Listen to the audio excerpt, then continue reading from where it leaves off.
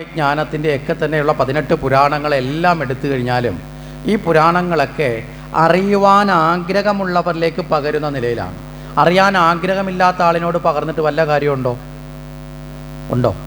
നമ്മൾ പണ്ടേ ഒരു പഴഞ്ചൊല്ല് കേട്ടിട്ടില്ലേ, ഈ കുടം കമഴ്ത്തി വെച്ച് വെള്ളം ഒഴിച്ചാട്ട് വല്ല കാര്യമുണ്ടോ? കുടം കമഴ്ത്തി വെച്ച് വെള്ളം കോരിയിട്ട് വല്ല കാര്യമുണ്ടോ? എന്നെങ്കിലും അതുകൊണ്ട് വെള്ളത്തിനും, നമ്മൾ കോരിയ വെള്ളത്തിനും ഗുണമില്ല, കുടത്തിനും ഗുണമില്ല, കോരിയ ആൾക്കും ഗുണമില്ല. അപ്പം അതുപോലെ സ്വീകരിക്കാൻ ആഗ്രഹിക്കുന്നവനിലേക്കാണ് ജ്ഞാനത്തെ പകരേണ്ടത്, പ്രത്യേകിച്ചും ഭഗവത്ജ്ഞാനം. അപ്പോൾ സ്വീകരിക്കാൻ ആഗ്രഹം നമുക്കുണ്ടാവണം. അതാണ് ഏറ്റവും വലിയ അർഹത എന്ന് പറയുന്നത്. അപ്പോൾ അർഹതയുള്ളവനിലേക്ക് വേണം എന്ത് പകരാൻ? അറിവ് പകരാൻ. അർഹതയില്ലാത്തവനിലേക്ക് ഒരിക്കലും എന്ത് ചെയ്യരുത്? അറിവ് പകർന്നു കൊടുക്കാൻ പാടില്ല. അപ്പോൾ അർഹത എന്നൊരു തത്വമുണ്ട്. ഇവിടെ ഭാഗവതത്തിലെ 12 സ്കന്ധങ്ങളാണ്. ഈ 12 സ്കന്ധങ്ങളിലായിട്ടാണ് ഭാഗവതം.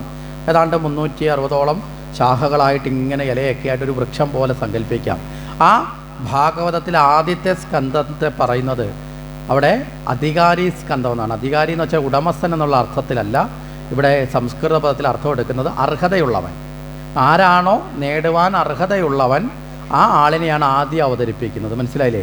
അപ്പോൾ ആദ്യമേ നമ്മളും ആ അർഹതയ്ക്ക് ഒപ്പം എത്തേണ്ടത് കൊണ്ടാണ് ആദ്യമേ എന്തുള്ളത്?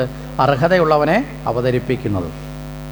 ആ നിലയിലേക്ക് നമ്മൾ എത്തിക്കൊണ്ട് നമുക്ക് ഭാഗവതത്തെ സ്വീകരിക്കാൻ നമുക്ക് സാധിക്കണം. അപ്രകാരം ഭാഗവതത്തെ സ്വീകരിക്കാനുള്ള ആ പരമമായ യാത്രയിലാണ് നമ്മളെന്ന് നമ്മൾ ഉറപ്പിക്കണം. അപ്പോൾ ഇവിടെ ജ്ഞാന സമ്പാദനമാണ്, ജ്ഞാനത്തെ പകർന്നു കൊടുക്കലാണ്. ഇത് രണ്ടുമാണ് ഭാഗവതത്തിൻ്റെ തത്വം. ഒന്ന് അറിവ് നേടാനിരിക്കുന്നവരും, 2 അറിവ് പകർന്നു കൊടുക്കാൻ.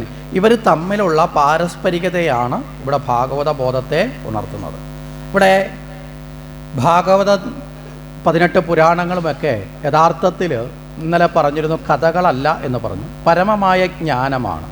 ഭാഗവതത്തെയും പുരാണത്തെയും നമുക്ക് പറയാൻ സാധിക്കും വേദസാരമാണ്. വേദം എന്ന് പറഞ്ഞാൽ ജ്ഞാനമാണ്, പരമമായ വേദമാണ്. ഈ ജ്ഞാനത്തെയാണ് നമ്മൾ ഭാഗവതത്തിലും ഉൾക്കൊള്ളിച്ചിരിക്കുന്നത്. ഇവിടെ വേദങ്ങളെന്ന് പറയുമ്പോൾ വേദങ്ങളാണ് ഹിന്ദുവിൻ്റെ അടിസ്ഥാന ശാസ്ത്രം എന്ന് പറഞ്ഞാൽ ഏതാണ്? വേദമാണ്. നമ്മളിപ്പോൾ ഒരു ഹിന്ദുവിൻ്റെ അടുത്ത് ചോദിക്കുകയാണ്, നിങ്ങളുടെ അടിസ്ഥാനപരമായ ശാസ്ത്രം ഏതാ എന്ന് ചോദിച്ചാൽ ഇന്ന് നമുക്ക് പലർക്കും പല സംശയമുണ്ട്. ചിലർ ഭാഗവതം പറയും, ചിലർ രാമായണം പറയും, ചിലർ ഭഗവത്ഗീത പറയും. ശരിയല്ലേ? നമ്മൾ പലതും പറയും.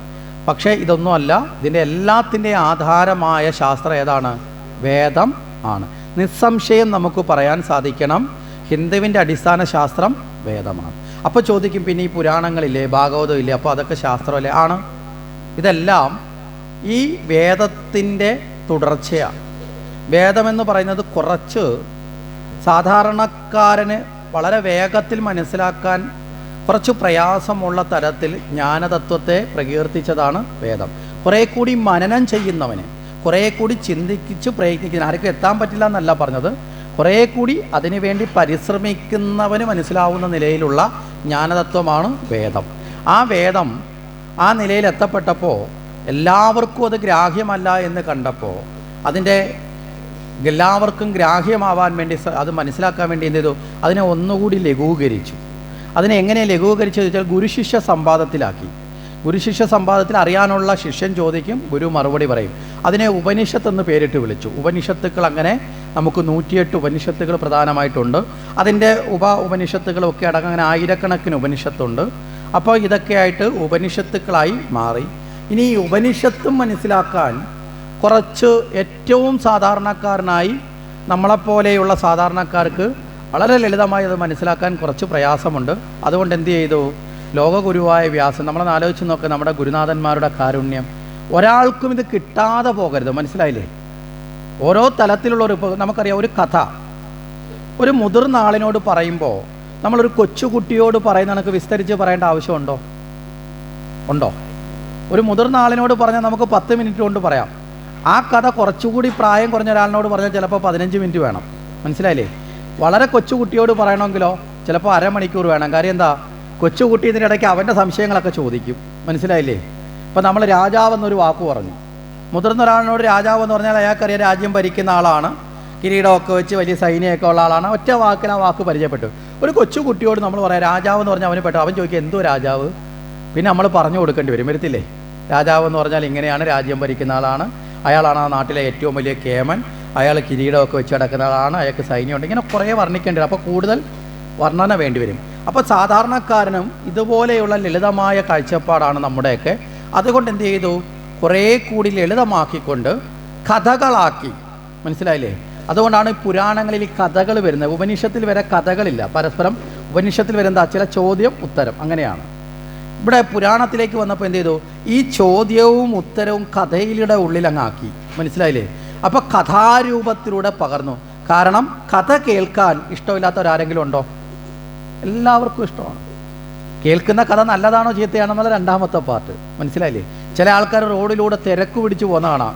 ആരെങ്കിലും എന്തെങ്കിലും പറയും, ഒട്ടും സമയമില്ല, ഞാൻ പിന്നെ കേൾക്കാം, ഇപ്പോൾ എനിക്ക് സമയമില്ലെന്ന് പറയും.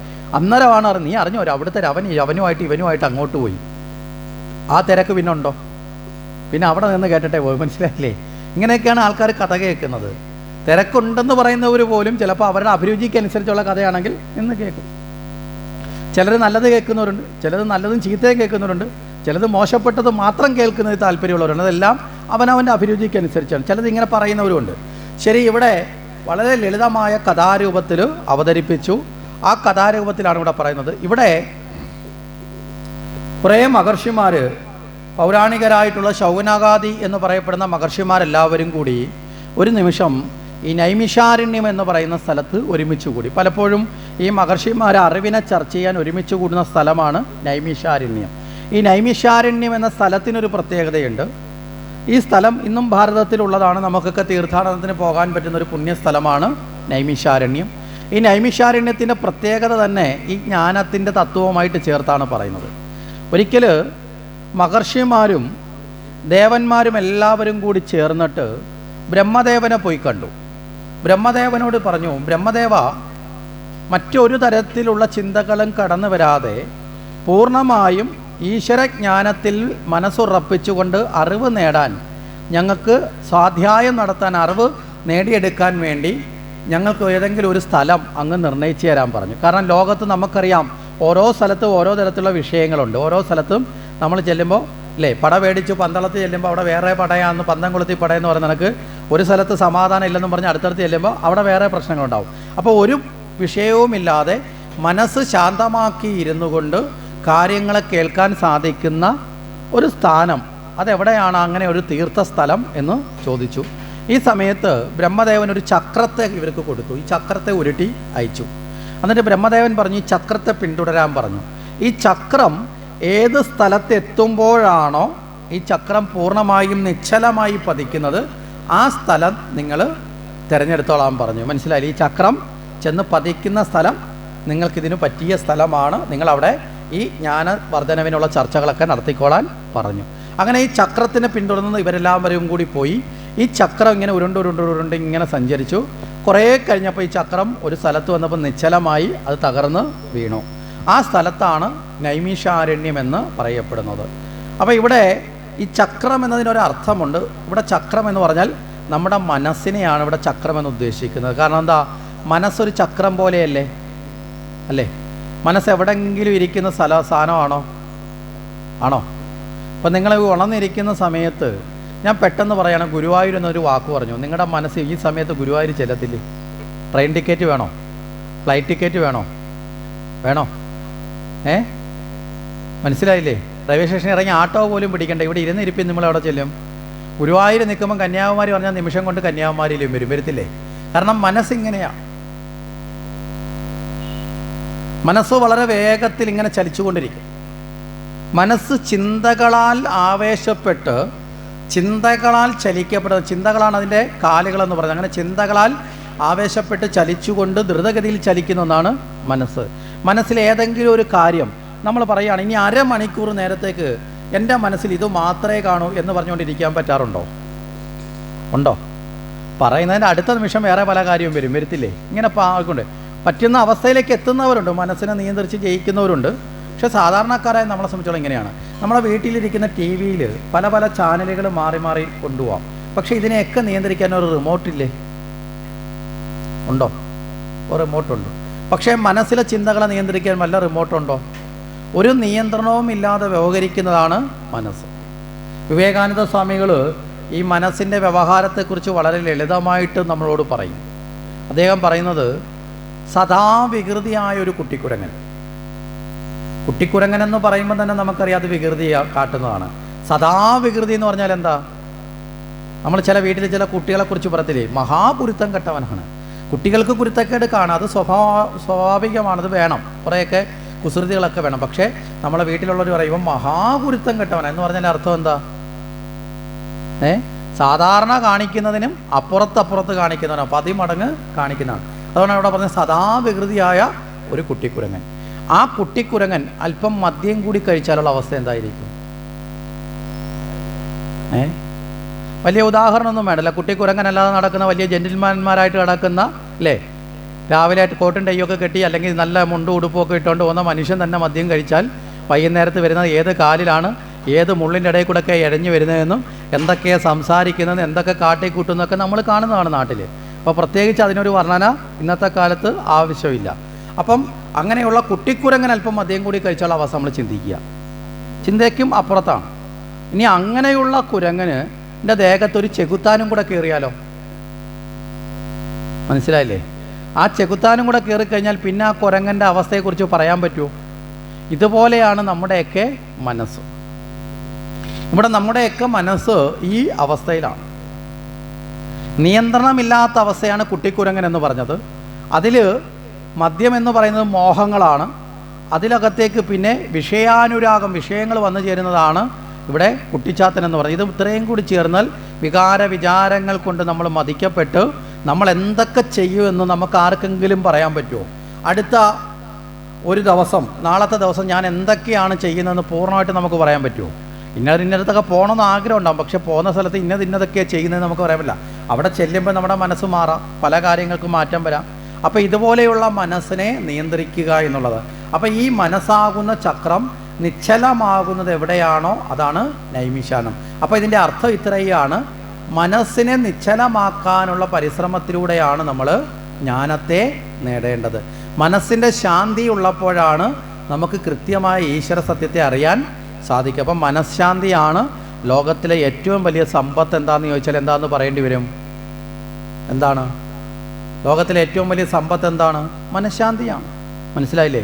മനഃശാന്തി ഇല്ലാതെ പുറമേ ഇനി എത്ര വലിയ ധനമുണ്ടായാലും, എത്ര വലിയ കഴിവുണ്ടായാലും, എത്ര വലിയ ഗുണമുണ്ടായാലും മനഃശാന്തി ഇല്ലെങ്കിൽ വല്ല കാര്യമുണ്ടോ?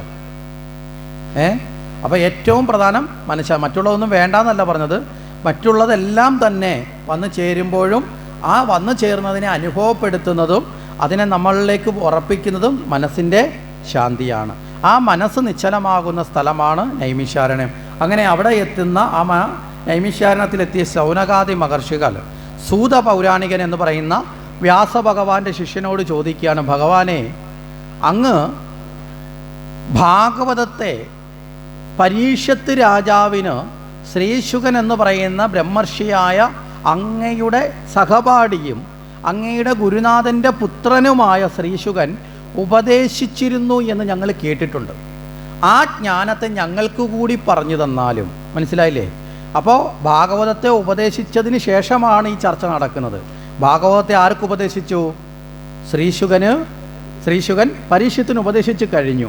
അപ്പോൾ അങ്ങനെ പരീക്ഷത്തിന് ഉപദേശിച്ചു കൊടുത്ത ആ പരമമായ ജ്ഞാനം ഞങ്ങൾക്ക് കൂടി പകർന്നു തരണം. എന്താ ഈ പരമമായ ജ്ഞാനം എന്ന് എടുത്തു പറയാൻ കാരണം? ഈ ഭാഗവതം ഉപദേശിക്കുന്ന സമയത്തൊരു സംഭവം കൂടി നടന്നിരുന്നു. ഈ ഭാഗവതത്തെ ഉപദേശിച്ച് കൊടുക്കാൻ നേരത്ത് ഈ ഭാഗവതത്തിൻ്റെ വർണ്ണന കേട്ടുകൊണ്ടിരിക്കുമ്പോൾ ദേവന്മാർ വന്നിട്ട് അവർ ശ്രീശുകനോടും പരീക്ഷത്തിനോടും പറഞ്ഞു, അങ്ങക്ക് അമൃത് തരാം, പകരം എന്ത് തരണം? ഈ ഭാഗവത ജ്ഞാനത്തെ ഞങ്ങൾക്ക് നൽകിയാൽ എന്ന് ദേവന്മാർ ആവശ്യപ്പെട്ടു. ഇവിടെ പരീക്ഷത്തിനോട് എന്തുകൊണ്ടാണ് അമൃത് കൊടുക്കുക എന്ന് പറഞ്ഞത്? പരീക്ഷത്തിന് ഭാഗവതം കേൾക്കാനുള്ളൊരു നിമിത്തം മരണത്തിൻ്റെ നിയമം കുറിക്കപ്പെട്ടതാണ്, മരണത്തിൻ്റെ സമയം കൃത്യമാക്കപ്പെട്ടതാണ്. 7-ാം ദിനത്തിൽ മരിക്കുമെന്നൊരു അവസ്ഥ വന്നപ്പോഴാണ് ഭാഗവതത്തിലേക്ക് പരീക്ഷത്ത് പൂർണ്ണമായും ഉറയ്ക്കുന്നത്. ഭാഗവതത്തിലേക്ക് പരിപൂർണമായിട്ട് ഉറയ്ക്കുന്നത് ആ അവസ്ഥയിലാണ് എന്ന് നമ്മൾ മനസ്സിലാക്കുക. അപ്പോൾ അവിടെയും അതുകൊണ്ട് മരണത്തെ ജയിക്കാൻ വേണ്ടിയിട്ടാണ് അങ്ങ്, മരണമില്ലാതിരിക്കാനാണ്, തക്ഷകൻ്റെ കടിയേൽക്കുന്നതെന്ന് രക്ഷപ്പെടാൻ വേണ്ടിയിട്ടാണ്, ജീവനെ രക്ഷിക്കാനാണ് അങ്ങ് ആഗ്രഹിക്കുന്നതെങ്കിൽ അങ്ങേക്ക് അമൃത് തരാം. മനസ്സിലായില്ലേ? അപ്പോൾ അതിനുള്ള മരുന്നായിട്ട് അങ്ങേക്ക് അമൃത് തരാം, പകരം എന്ത് തരണം? ഭാഗവത്ത് തരണം. ആ സമയത്താണ് ശ്രീശുകനും പരീക്ഷത്ത് ഒരുപോലെ പറഞ്ഞു, എന്ത് വേണ്ട? അമൃത് വേണ്ട. കാരണം മരണത്തെ കടക്കാനോ അല്ലെങ്കിൽ മരണം ഉണ്ടാകാതിരിക്കാനോ അല്ല ഭാഗവതം. നേരെ മറിച്ച് ആ ഭഗവാനിൽ ഇനിയൊരു ജനിമരണങ്ങളില്ലാതെ ആ ഭഗവാനിൽ ചേരാൻ സാധിക്കുന്ന മുക്തിയിലേക്ക്, സർവമുക്തിയിലേക്ക് എത്താൻ സാധിക്കുന്ന ഭാഗവതജ്ഞാനം അമൃതിനേക്കാൾ ശ്രേഷ്ഠമാണ് എന്നാണ് പറയപ്പെട്ടത്.